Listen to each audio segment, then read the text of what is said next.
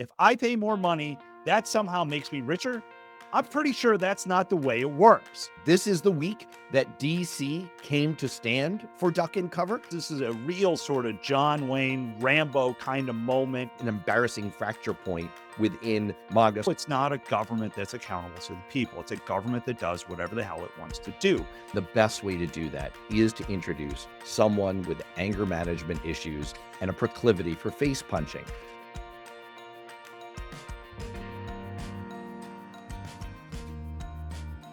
Welcome to Political Rehab. I'm Matt Robeson, Democrat and former congressional staffer.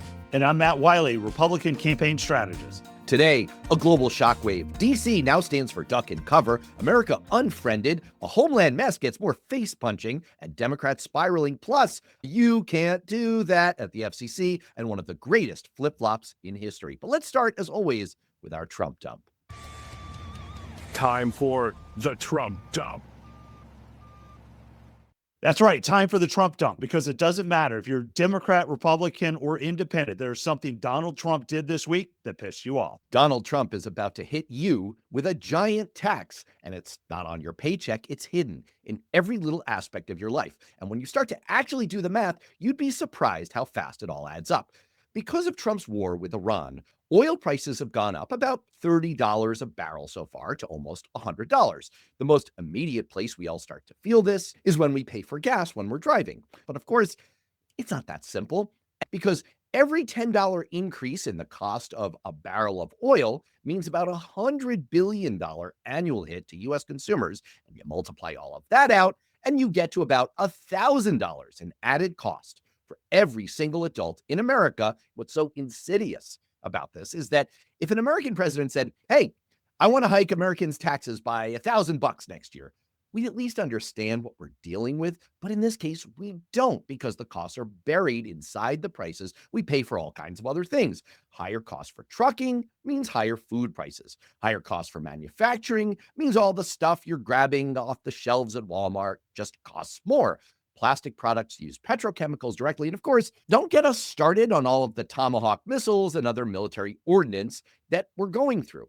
The Center for Strategic and International Studies found that we'd already spent over $16 billion out of the Pentagon, and that was a week ago.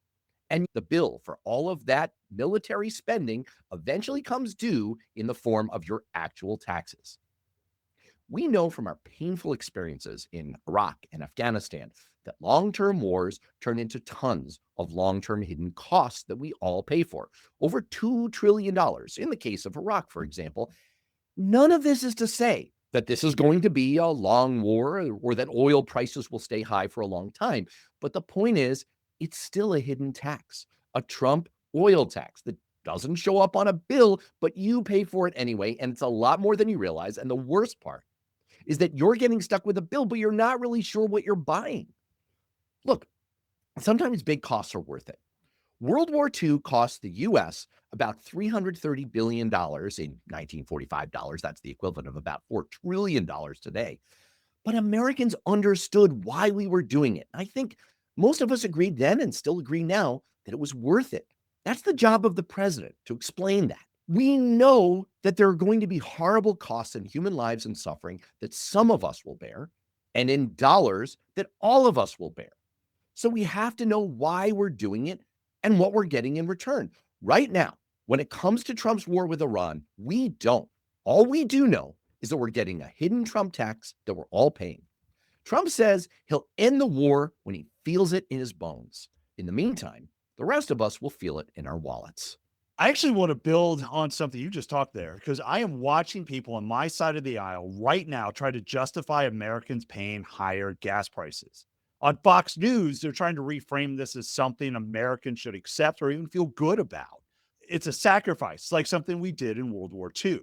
But the stupidest thing I've heard, the absolute stupidest thing I've heard, has come from Donald Trump himself. Donald Trump argued that the higher gas prices can actually benefit the United States because the U.S. is the world's largest oil producer. His basic point: when oil prices go up, U.S. oil companies make more money. And because of that, the country makes a lot of money. So let me get this straight. If I pay more money, that somehow makes me richer? I'm pretty sure that's not the way it works. Because in the real world, higher gas prices don't make Americans richer. They make Americans poorer. You feel it every time you fill up your tank. You feel it every time groceries cost more. Everything gets more expensive because energy isn't just one line item. It's in everything: transportation, food, manufacturing. When energy costs go up, everything goes up. That's not political, that's reality. So the idea that we should be celebrating higher gas prices, that's not economic policy, it's spin. And honestly, it's tone deaf and it's going to cost Republicans the midterm. And if you think that's the end of this oil price shock story, we have more for you. Let's get to this week's rundown.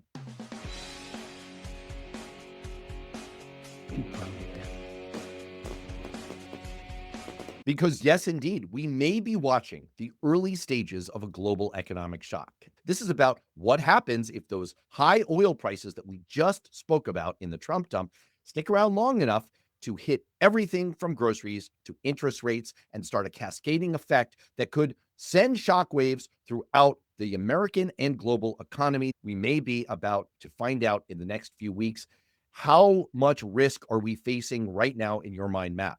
Oh, I think it's a huge risk. Iran cannot win a conventional war, a head-to-head fight against the United States. So instead, it's hitting energy. It's threatening the Straits of Hormuz. It's disrupting global markets. They don't have to fight a military war. They're fighting an economic one. And they're betting on the fact that the long-term pain is going to be something Americans may not be able to want to continue with.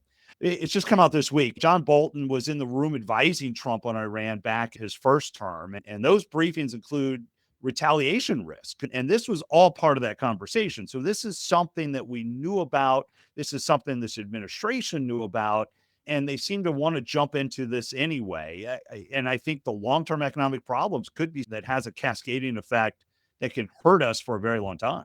The uncertainty and the risk is really hard to get a handle on. There are all kinds of long-term spooling unintended consequences. This is something I covered in depth with celebrated economist Mark Zandi on the Worth Knowing live stream earlier this week. I hope people will check that out on the Worth Knowing YouTube channel. And he said that we're really teetering. We're really on the threshold of the unknown here, where you can start to have these butterfly flapping its wings type effects.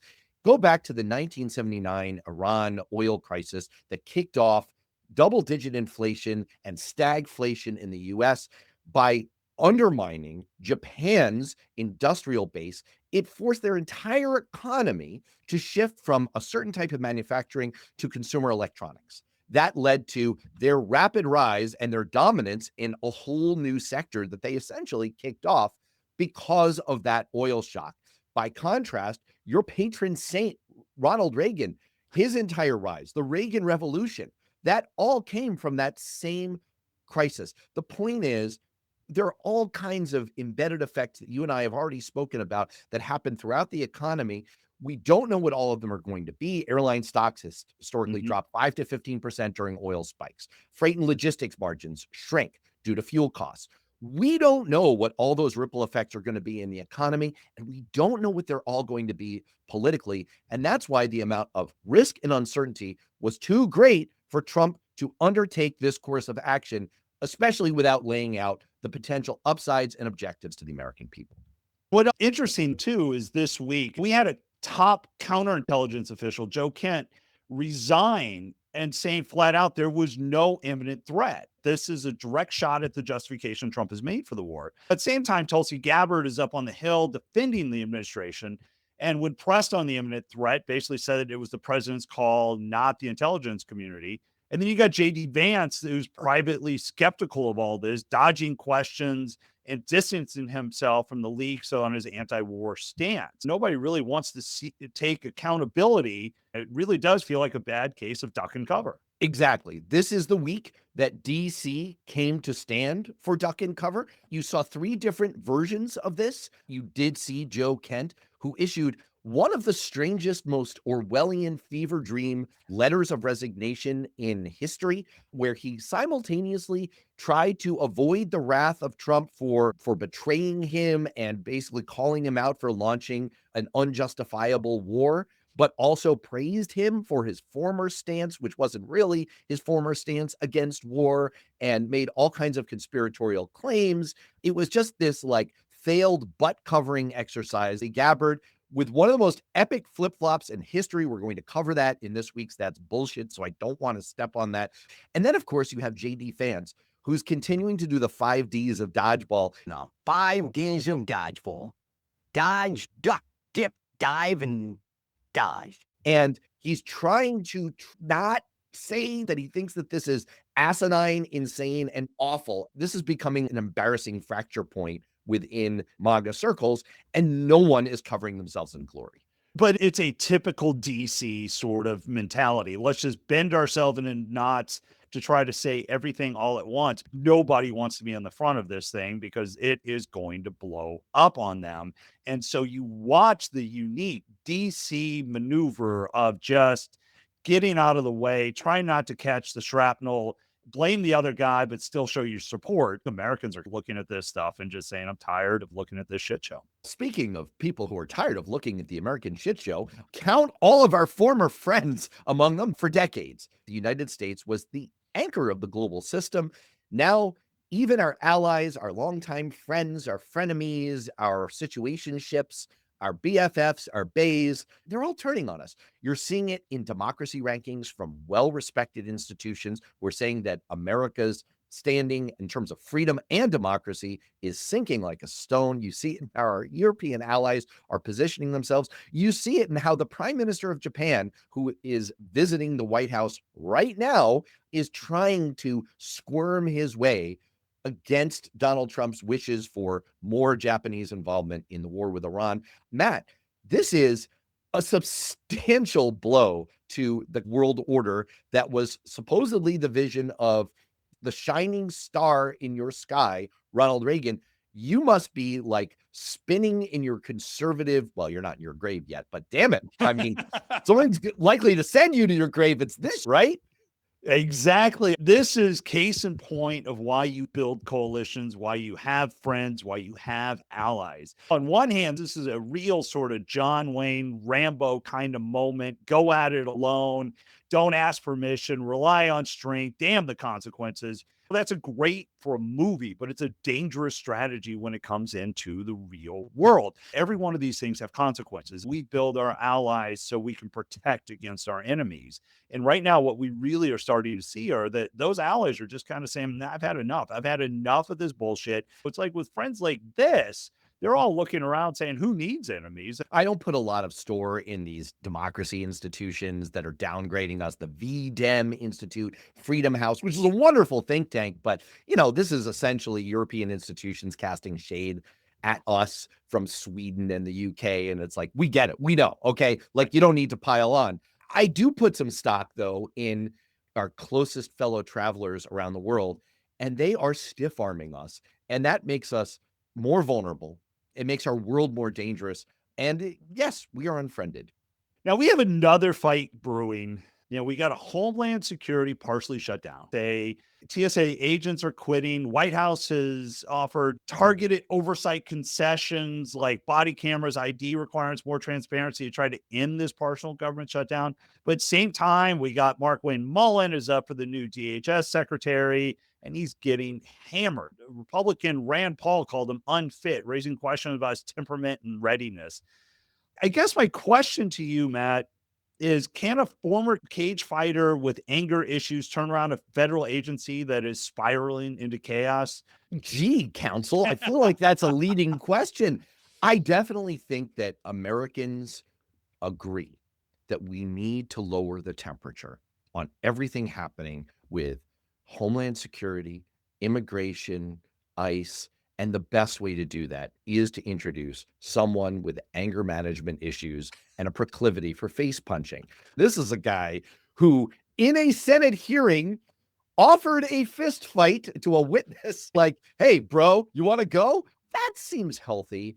This comes against a backdrop of a shortfall of officers at TSA of anywhere between 3,000 and 6,000, particularly acute at major hubs as the DHS funding standoff continues. Wait times at airports are beginning to exceed 2 hours at major airports against a target for TSA of about 30 minutes, which, by the way, is pretty freaking high.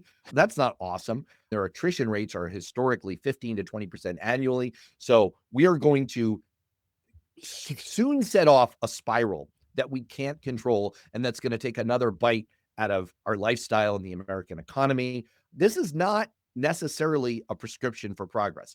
That said, lest we risk being too dour, Senator, I guess soon to be Secretary Mullen, has indicated some openness to some of Democrats' demands for reforms in the way ICE does business. He may actually be a credible change agent. He has drawn praise from some Democratic senators. So maybe there is a sliver of hope here that he will be the perfect person to break the impasse. The thing that really doesn't get enough conversation here is it is going to be Republicans that get blamed for this. We're going to try our damnedest to pin this on the Democrats, but the reality is everybody knows Trump's in charge. And if there is one good news about Mullen going into Homeland Security, it gets him out of the Senate. So maybe we actually get a real reasonable United States senator who is willing to get things done. Oh my gosh, I didn't know this was a comedy show.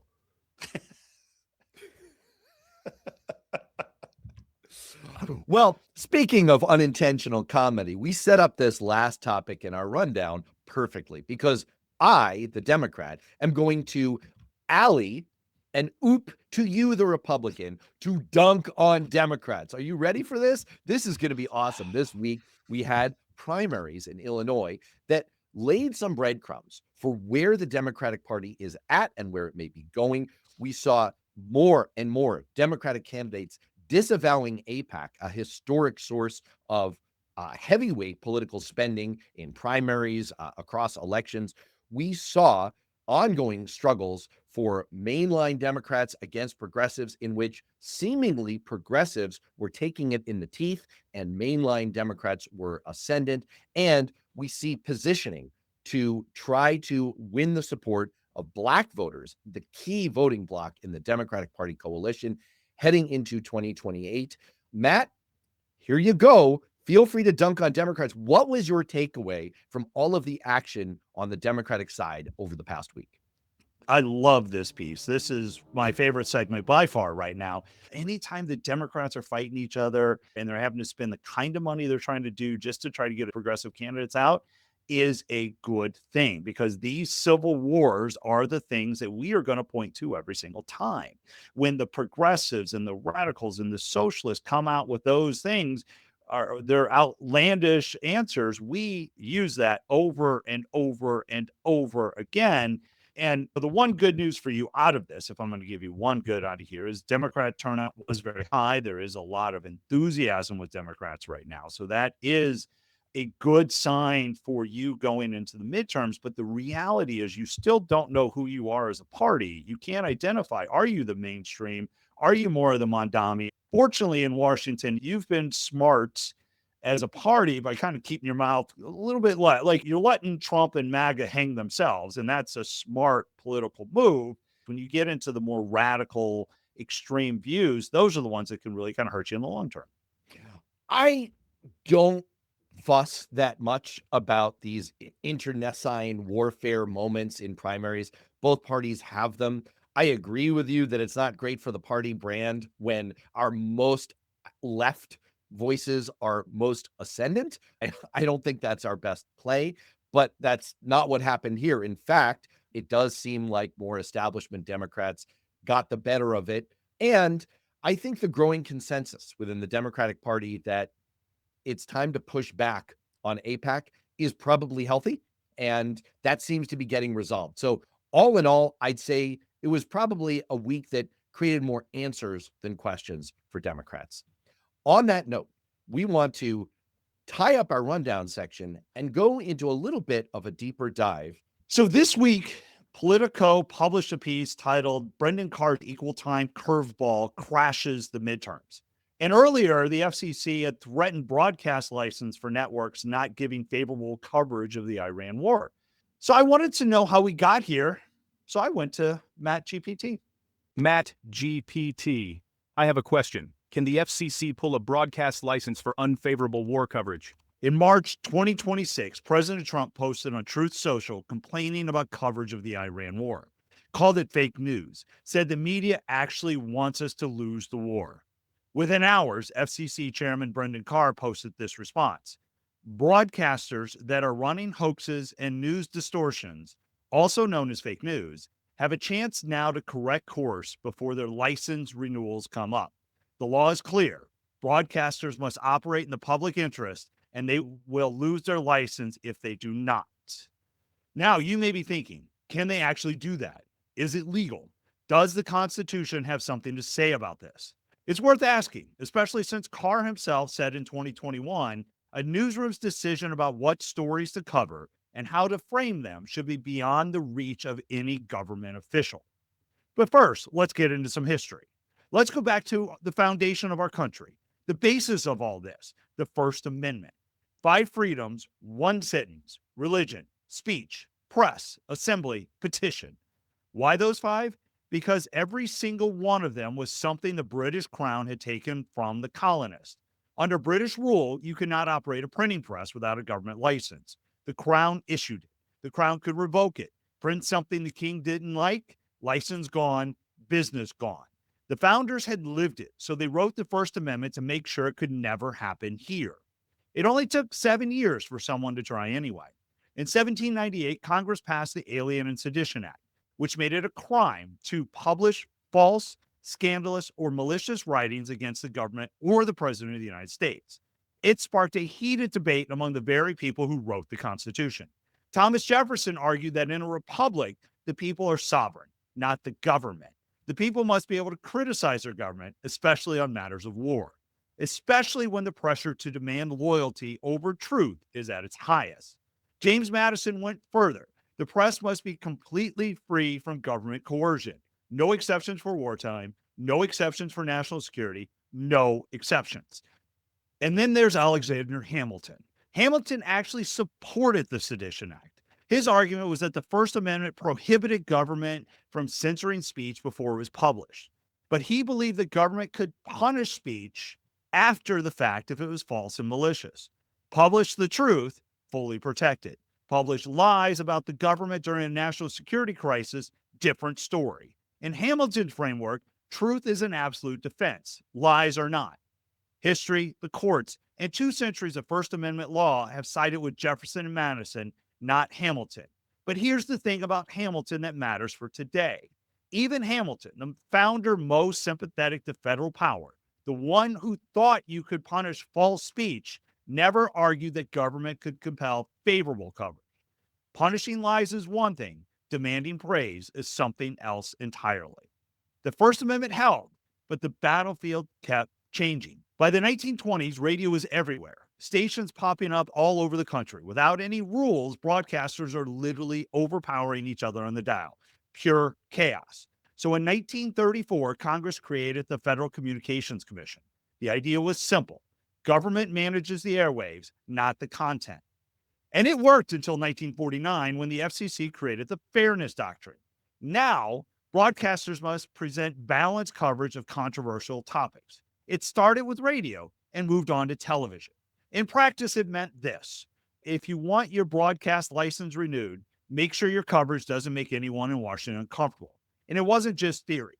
The Kennedy administration used it. The Johnson administration used it. The Nixon administration used it. All of them used it to pressure broadcasts covering their opponents. Then in 1987, Ronald Reagan's FCC killed the Fairness Doctrine. The reason was simple. Government had no business telling a broadcaster what to say. The First Amendment is not a balancing requirement. It is a prohibition on government interference. And what happened the moment government got out of the newsroom? Rush Limbaugh. 1988, 3 hours a day, 30 million listeners, the most influential voice in conservative media for 3 decades, built entirely on the foundation Reagan created. And Rush spent years warning his audience about the one threat that could destroy everything Reagan built. government using licensing power to pressure broadcast content. He said if the fairness doctrine ever came back in any form, it would be the end of free speech in American broadcasting. He was right. He just didn't see where the threat would come from. Brendan Carr wrote the media chapter of Project 2025. The first 7 words of that chapter, the FCC should promote freedom of speech. Since becoming FCC chairman, he has launched formal investigations of nearly every major broadcast network in America. ABC, NBC, CBS, NPR, every major network except for one, Fox News. When Jimmy Kimmel made comments critical of Trump, Carr suggested local stations risked their licenses for airing the show. 2 of the largest broadcast groups in America pulled Kimmel from their programming. CBS lawyers advised Colbert not to air an interview with the Democrat Senate candidate over fears of an FCC equal time violation. But what makes this movement feel different to a lot of Americans is that it's not just one thing.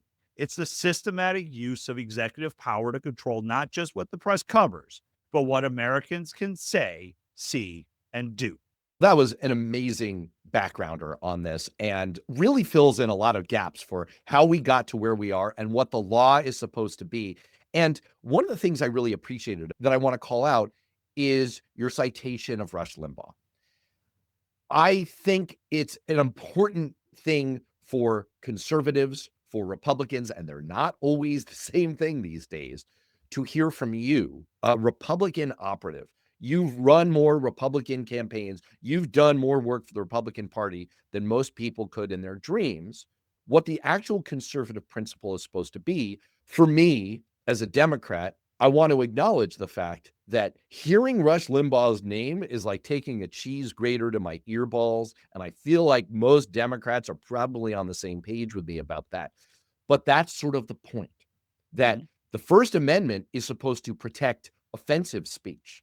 The First Amendment is supposed to protect Larry Flint. It's supposed to protect the Westboro Baptist Church. It's supposed to protect neo-Nazis. It's supposed to protect speech that is not otherwise defamatory and false. What's the message that you want your fellow Republicans who still consider themselves to be traditional Republicans, not necessarily MAGA yahoos? It has been fundamental to Republicans for such a long time that government should get out of the way, that it should be smaller. I set this up with Reagan first because he was the one that got rid of the fairness doctrine, and without the fairness doctrine, you don't get Rush Limbaugh. And I use Rush a lot of times because so many conservatives and so many people that are now in the MAGA movement or who may support what's happening did spend those 3 hours a day listening to him. Now we've morphed that. And so my message to conservatives is that we're going about this the wrong way. As conservatives, we've always felt like every time conservatism has been tried, it's worked. But now we seem to want to stack the deck because we didn't like what happened with social media. We didn't like the algorithms were pushing not our message. That's all bullshit. The issue and the message I'd make to every single Republican that continues to listen to me is that our strength is our values. When we now starting to use the federal government as a tool to limit speech or as a tool to limit the press, we're going down a dangerous path because, again, we may think about this as, oh, this is great because we're going to get our message out, but we will not be in power forever. I think there's a page you could take here out of another luminary for Republicans, Charlie Kirk. Not someone who I necessarily admired, definitely did not agree with, but there's something admirable about going to a college campus and putting up a big banner in front of you that says, "Prove me wrong." Right. That's what the First Amendment is supposed to be about, is trying to prove via argument your opponents wrong, and maybe not just trying to prove them wrong, but trying to convince them, which is sometimes a different exercise. That's what we're about. It's about trying to make a case. For example, you just put out there that wherever it's been tried, conservatism works.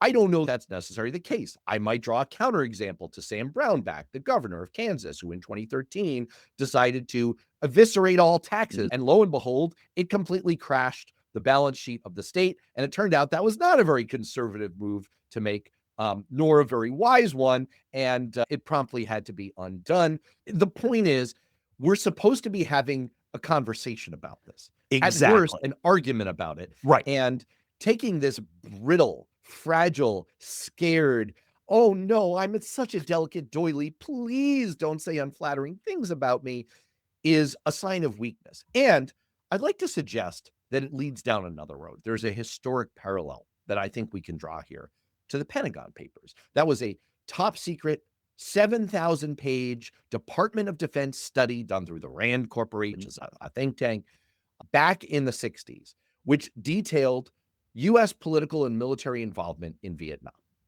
And that study was leaked by Daniel Ellsberg to the New York Times in 1971, and it revealed that 4 presidential administrations had systematically lied to Congress and the public about our level of involvement in Vietnam. Now, this was subject eventually to a Supreme Court ruling in New York Times Company versus United States that found that the government could not exercise prior restraint, could not prevent publication simply to prevent embarrassment of public officials or to justify policies. They upheld freedom of the press.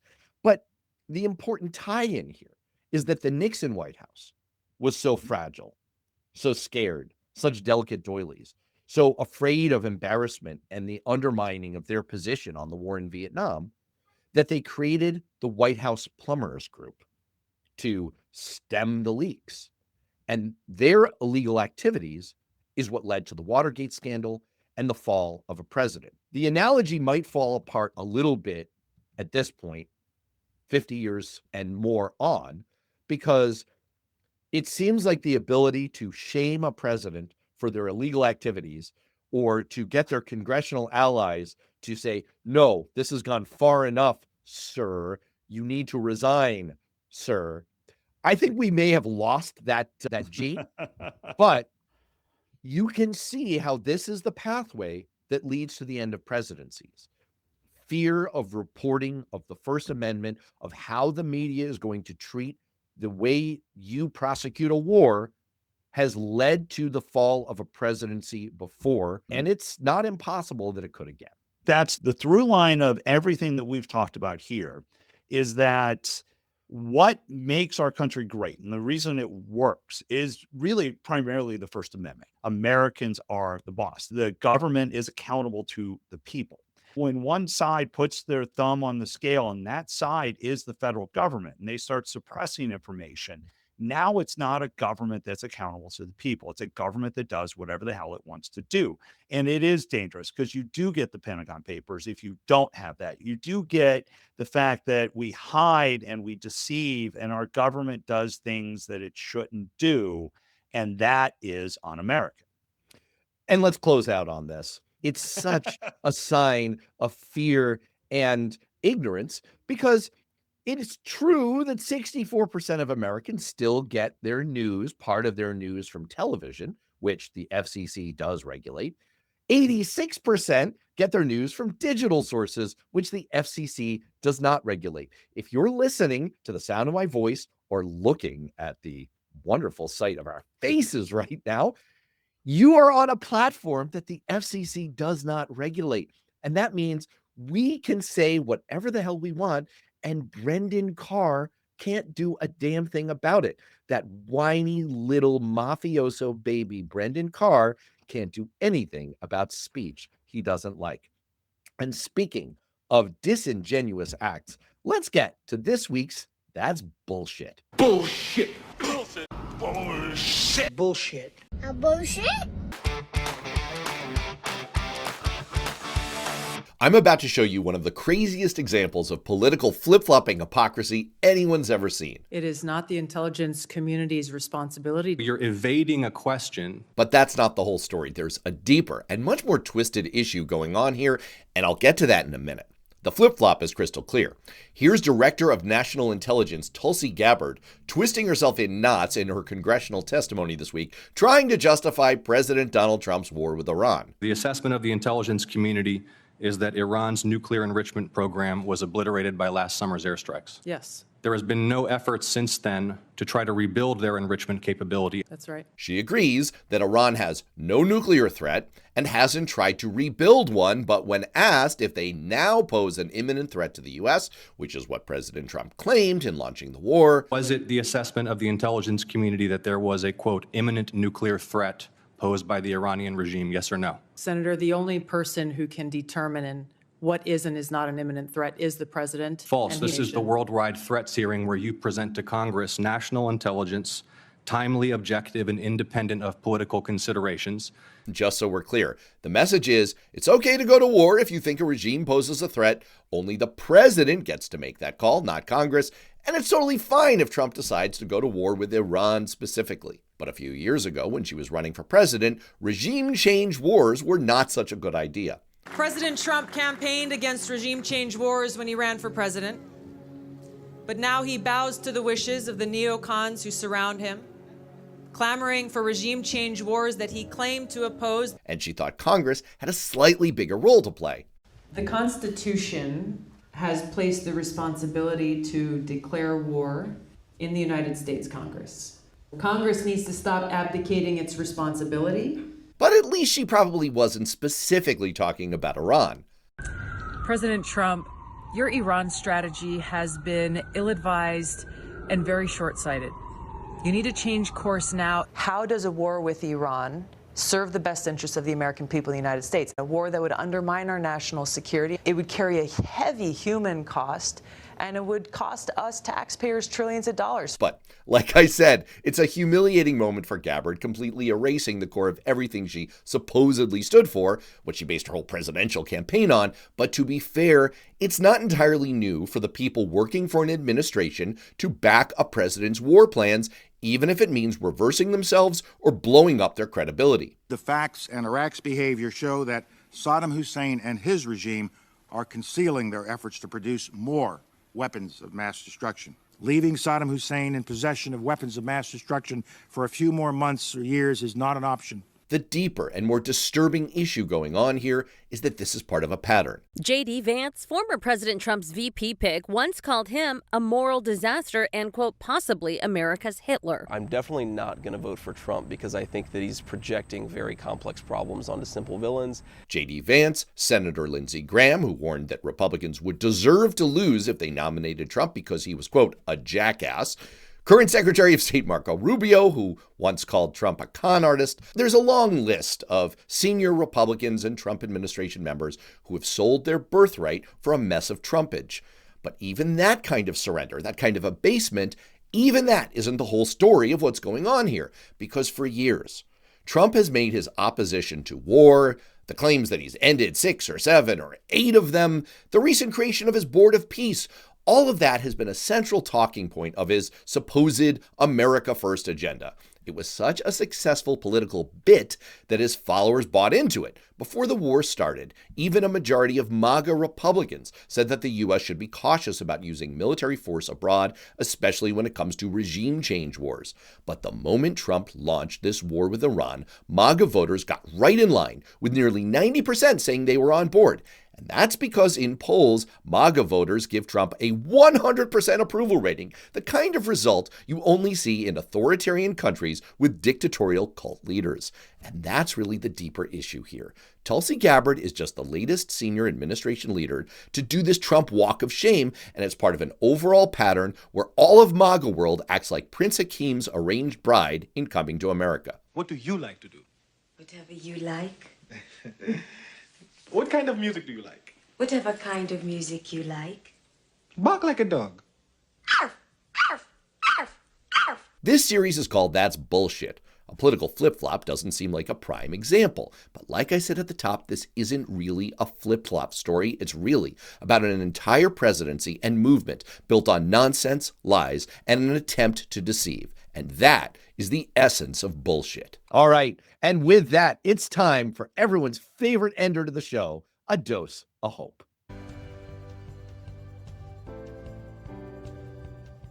The White House just registered aliens.gov. Yes. No, that's real. That actually happened. Now, I have some questions.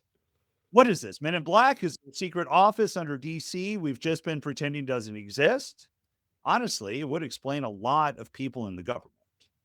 Are we doing Independence Day now? Is there a secret bunker somewhere with Windows 95 computer and Jeff Goldblum just waiting to hack the mothership? It's the X-Files. Because if Mulder walks out of a Senate hearing next week, I'm going to have a lot more questions. Look, we don't have a budget. We don't have a plan for inflation. But somewhere in the federal government, someone said, you know what we need? Lockdownaliens.gov.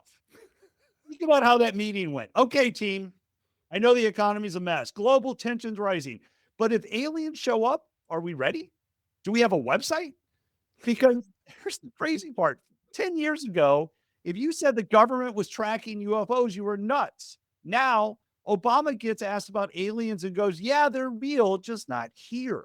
Hillary Clinton sitting in a deposition about Jeffrey Epstein getting UFO questions. And apparently we've got the domain name ready to go. What's the rollout here? Do we get a press conference? Good evening. We'd like to welcome our new alien overlords. Please visit aliens.gov for FAQs. Maybe the aliens are coming. Maybe there's invasion. I don't know. But what I do know is this. There is a guy somewhere in Washington whose entire job is, if aliens show up, launch the website. And honestly, that might be the best job in government right now. I'm looking forward, if the aliens show up, for the Trump administration to write the handbook to serve man. For my dose of hope, for all the talk about how divided we are, this week, tens of millions of Americans all did the exact same thing. We filled out a bracket. This was, of course, around one of the last truly shared American experiences, March Madness. And what's really great about it is that, unlike other shared cultural experiences like big streaming shows or sports events like the Super Bowl, we don't just watch, we play along. We're all in it. 70 million Americans fill out brackets each year, mostly in office pools or friend groups, or like my family in family competitions, which in my case involves more than 40 of my in-laws because I married into a giant family, and getting into a sports argument with your in-laws, let alone occasionally winning it, is dangerous a proposition as getting into a political argument, except in this case, we all have fun. In fact, this is one of the few places left in American life where competition is actually fun. Except for the moment in your office pool where the least informed person who never watches basketball and doesn't know a panini from a full court press and probably picked based on which team's mascot would win in a fight wins the pool. Seriously, my son asked me this week if a blue devil would defeat a tornado. I mean, yes, if it's Aladdin. I coached basketball for years, and this little twerp is going to beat me. So, yes, this is awesome. And yes, I have to acknowledge that sports betting has become a real issue. It's still one of the few places where it's mostly harmless and low stakes and genuinely fun. And what's extra great is that the shared American experience is only getting bigger, because last year's women's NCAA championship outdrew viewership for the men's championship and got 18.7 million viewers. It has had growth of 60 to 90% year over year in viewership. And here's the funny thing. We spend so much time worrying about uncertainty and chaos in the real world. This is the one place where we actually embrace it.